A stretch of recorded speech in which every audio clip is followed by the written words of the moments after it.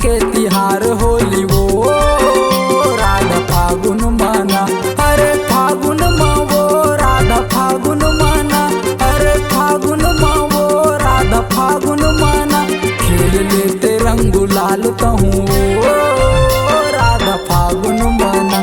12 महीना के तिहार होली वो राधा फागुन माना।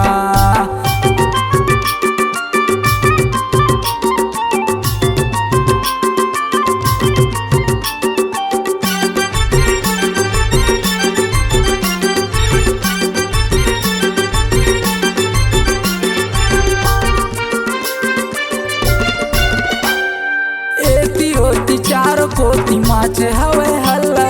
देख पीछे कारी मोर झन हो जावे पल्ला। एती ओती चार कोती माचे हवे हल्ला। देख पीछे कारी मोर झन हो जावे पल्ला। आना आगू माँ वो राधा आगू माना। आना आगू माँ वो राधा आगू माना। डार लेते मन भर के महू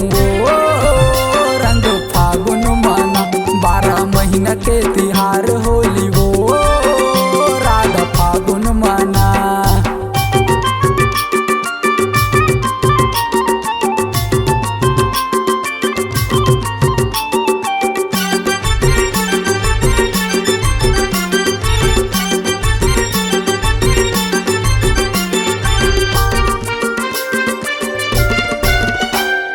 जेती जेती जाबे उही कोतिया हूँ रानी।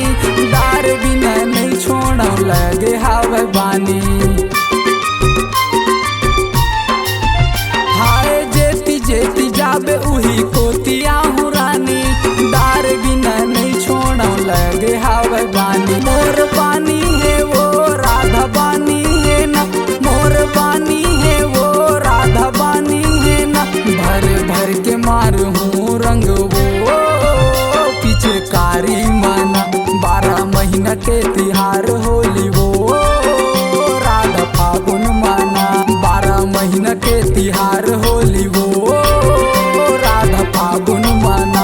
12 महीना के तिहार